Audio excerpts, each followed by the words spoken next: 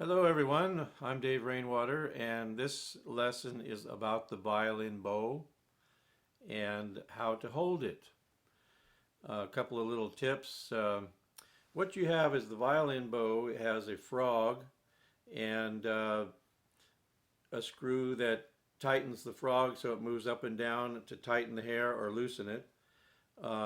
Horsehair comes from the horse's tail, which they bob off, generally from colder climates because it's colder they grow longer manes and tails. They take about 120 hairs, give or take, and tie the ends off and then burn it on an alcohol lamp and then stick it in the cavity with a wooden block to hold it in on both ends.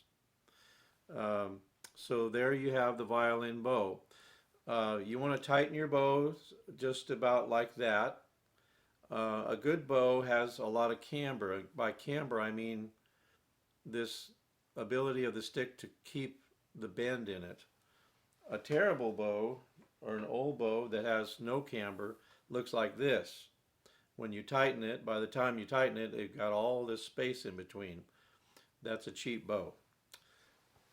And oftentimes that's because a bow might be stuck in the case and you forgot to loosen the hair. Don't forget to do that. Good bows are made out of Pernambuco wood, which comes from Brazil, which holds its camber.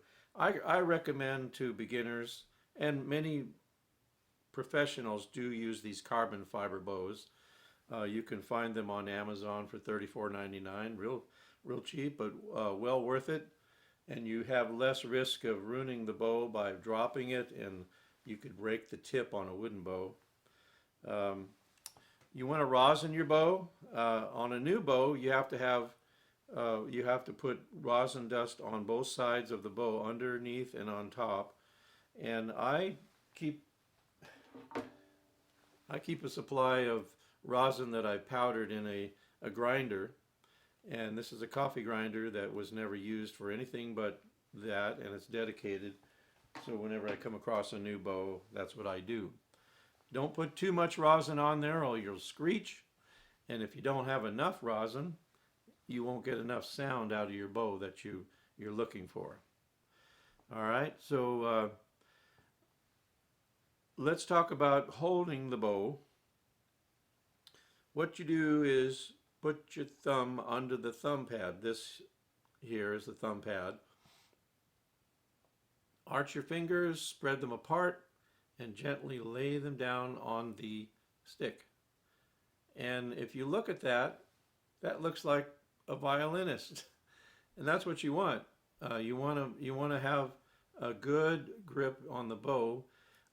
Some fiddlers will put their thumb under the frog, and that's because they do a lot of aggressive, hard playing on hoedowns or for dances, and you want as much volume as you can get, and you're bearing down on that bow.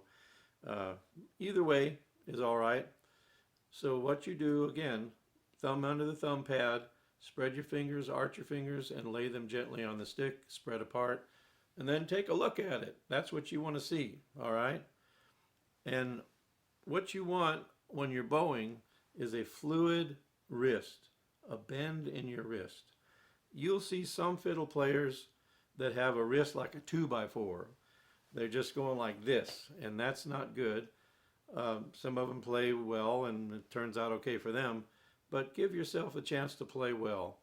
I want you to practice with your bow with a fluid wrist. Just imagine before you even touch the bow, play like that. Practice with a wrist.